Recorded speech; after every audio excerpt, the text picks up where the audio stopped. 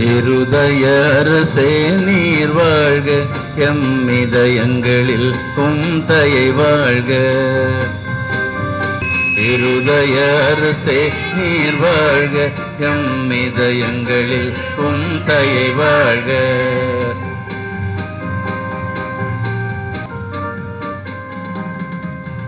அளவற்ற மகத்துவம் நிறைந்தவரே, என்றும் தயாளம் சிநேகம் நிறைந்தவரே.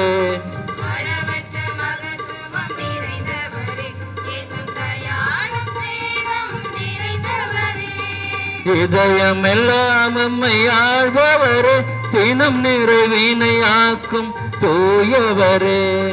இதயம்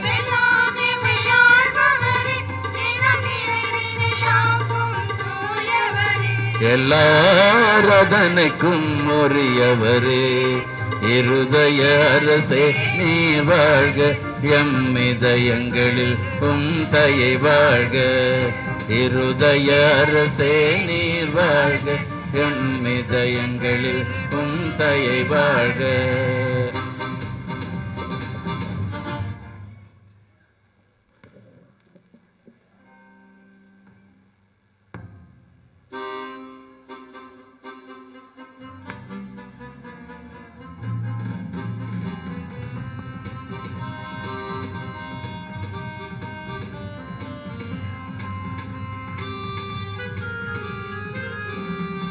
பொறுமையும் தயாளமும் நிறைந்தவரே, விண்ணக வாசலாயிருப்பவரே. பொறுமையும் தயாளமும் நிறைந்தவரே, விண்ணக வாசலாயிருப்பவரே. இறைவனின் புனித ஆலயமாய் இங்கு அரசாட்சி செய்யும் உன்னதரே.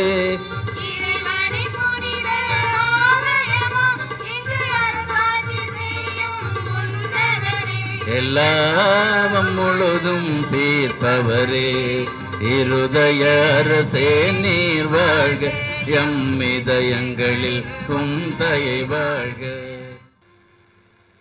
பிதா சுதன் பரிசுத்த ஆவியின் பெயராலே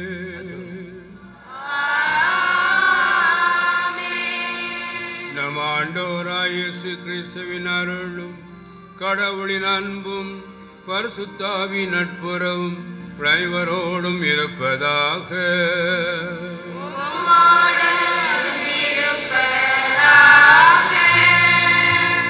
இயேசு ஆண்டவரில் எனது பிரியமான சகோதரிகளே சகோதரர்களே, இயேசுவின் நாமத்திலே உங்கள் அனைவரையும் இந்த ஆற்றல் மிக்க நம்மை சுகமாக்கக்கூடிய இந்த திருப்பலிக்கு அன்போடும் பாசத்தோடும் வரவேற்கிறேன். இந்த திருப்பலியினை தலைமையேற்று நமக்காக திருப்பலி ஒப்பு கொடுத்து ஜெபிக்க வந்திருக்கக்கூடிய நம்முடைய பாசத்திற்குரிய ஆயர் பெட்ரோல் பிரான்சிஸ் ஆண்டகை அவர்களை அன்போடும் பாசத்தோடும் வரவேற்கிறேன். அன்புக்குரியவர்களே, ஆயருக்காக சிறப்பாக இந்த திருப்பலியில் ஜெபிப்போம். கடந்த 25 ஆண்டு காலமாக ஆயர் நிலையில் இறைவன் இவர்களுக்கு துணையாக இருந்து ஆசிர்வதித்து உடல் உள்ள சுகத்தை கொடுத்து வழிநடத்தி வந்திருக்கிறார். எனவே ஆயரோடு இணைந்து நாம் நன்றி செலுத்துவோம். தொடர்ந்து இவருக்காக நாம் ஜெபிப்போம். நாம் இந்த ஆண்டின் இறுதி முதல் வெள்ளிக்கிழமையாக இந்த நாளிலே வந்திருக்கிறோம். இந்த ஆண்டு முழுவதும் ஆண்டவர் நமக்கு செய்த அனைத்து நன்மைகளுக்கும் நாம் நன்றி செலுத்துவோம். எத்தனையோ விதங்களிலே கண்ணீரோடும் கவலையோடும் இந்த ஆண்டவரை தேடி வந்திருக்கின்ற சூழலெல்லாம் ஆண்டவர் கண்ணோக்கி நம்முடைய குரலுக்கு செவிசாய்த்து நம்மை சுகப்படுத்தியிருக்கிறார், ஆசிர்வதித்திருக்கின்றார், வழிநடத்திருக்கிறார். எனவே இந்த 2011ஆம் ஆண்டிலே இறைவன் செய்த அனைத்து நன்மைகளுக்கும் நாம் நன்றி செலுத்துவோம். தாகமுள்ளவன் மேல் தண்ணீரை ஊற்றுவேன் என்றீர், வறண்ட நிலத்தில் ஆறுகளை ஊற்றுவேன் என்றீர். தாகம் உள்ளவன் தண்ணீரை ஊற்றுவேன் என்றீர், வறண்ட நிலத்தில் ஆறுகளை ஊற்றுவேன் என்றீர். ஊற்றுமையா உன் வல்லமையை தாகத்தோடு காத்திருக்கின்றேன். ஊற்றுமையா உன் வல்லமையை நான் தாகத்தோடு காத்திருக்கின்றேன்.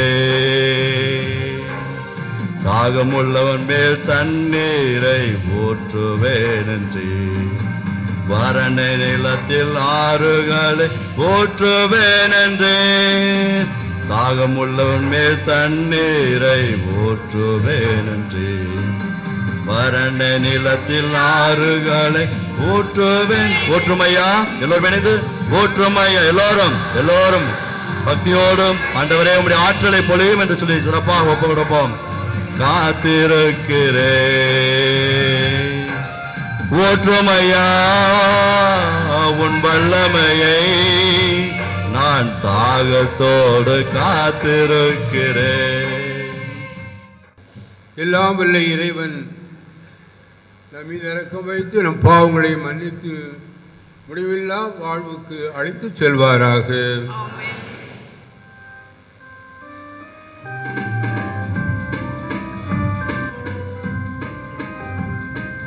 ஆண்டவரே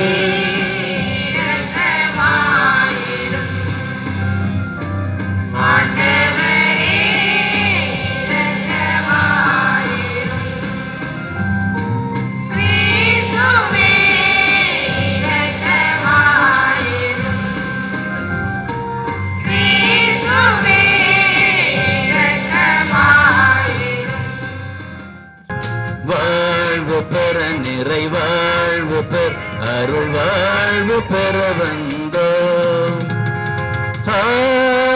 ஹல்லேலூயா ஹல்லேலூயா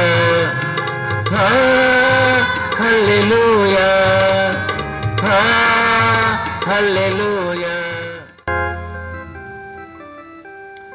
ஆண்டவர் உங்களோடு இருப்பாராக.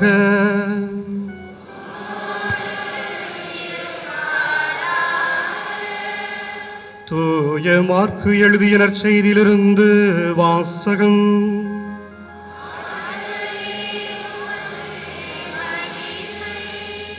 மறைநூல் அறிஞருள் ஒருவர் இயேசு அவர்களுக்கு நன்கு பதில் கூறிக் கொண்டிருந்ததைக் கண்டு அவரை அணுகி வந்து, அனைத்திலும் முதன்மையான கட்டளை எது என்று கேட்டார். அதற்கு இயேசு, இஸ்ராயேலே கேள், நம் ஆண்டவராகிய கடவுள் ஒருவரே ஆண்டவர். உன் முழு இதயத்தோடும் முழு உள்ளத்தோடும் முழு மனத்தோடும் முழு ஆற்றலோடும் உன் கடவுளாகிய ஆண்டவரை அன்பு கூர்வாயாக என்பது முதன்மையான கட்டளை. உன் மீது நீ அன்பு கூர்வது போல் உனக்கு அடுத்திருப்பவர் மீதும் அன்பு கூர்வாயாக என்பது இரண்டாவது கட்டளை. இவற்றை விட மேலான கட்டளை வேறு எதுவும் இல்லை என்றார்.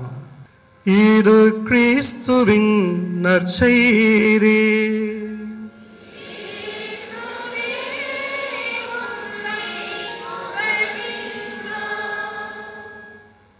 அற்ற குலத்தின் அருநீர் பறவை போல் உற்றுளி தீர்வார் உறவல்லர்.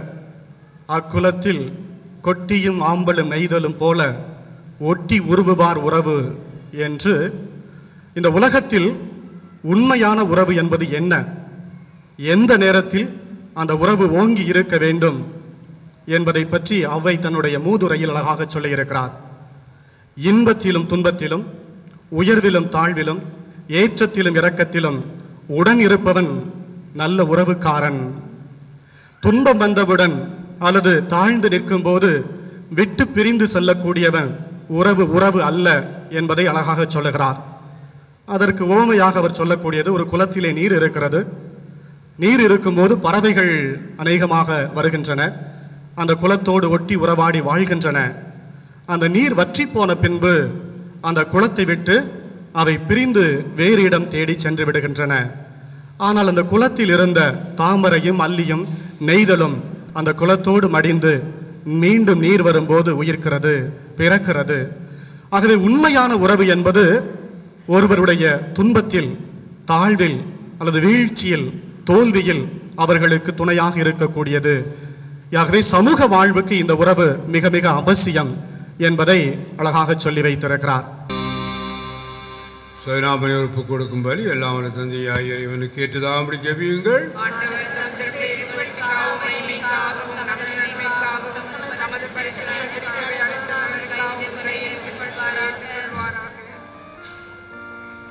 பேரன்பு மிக்க தந்தையே, அன்பார்ந்தும் திருமகனுடைய இதயத்தின் சொல்லற்கரிய அன்பினீர் கண்ணோக்கி அருளும்.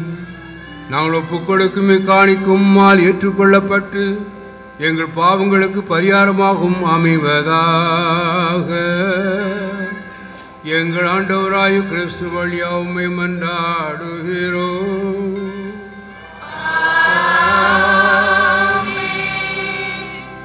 ஆண்டவர் உங்களோடு இருப்பாராக.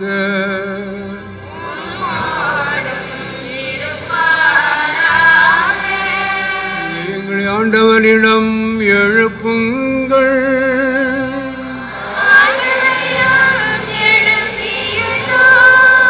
நாம் இறைவனாகி ஆண்டவருக்கு நன்றி கூறுவோம்.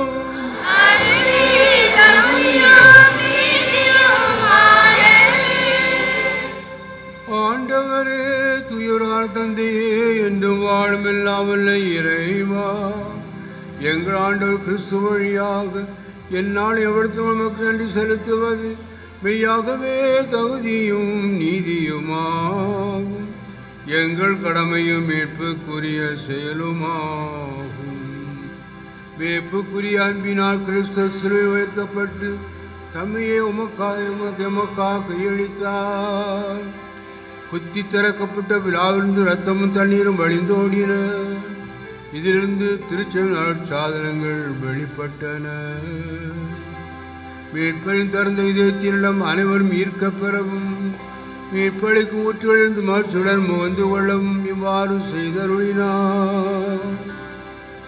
ஆகவே புனித தூதர் அனைவரோடு நாங்களும் உம்மை புகழ்ந்தேத்தி முடிவின்றி பாடுவதாவது: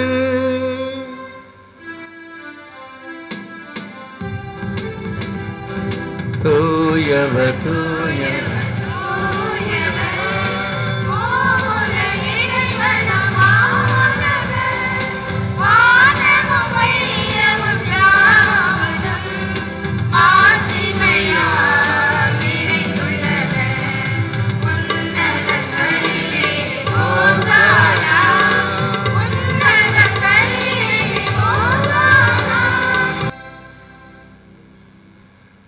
வானகத் தந்தையே, நீ மெய்யாகவே தூயவர், புனிதத்திற்கெல்லாம் ஊற்று.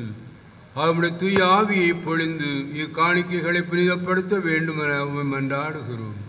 இவ்வாறு எங்கள் ஆண்டவர் இயேசு கிறிஸ்துவின் உடலும் இரத்தமாக எங்களுக்கு இவை மாறுவனவாக. அவர் பாடுபட மனமோந்து தம்மை கையளித்த போது அப்பத்தை எடுத்து நன்றி செலுத்தி அதை பெற்று தம் சீடருக்கு அளித்து அவர் கூறியதாவது: அனைவரும் இதை வாங்கி உண்ணுங்கள், ஏனெனில் இது உங்களுக்காக கையளிக்கப்படும் என் உடல்.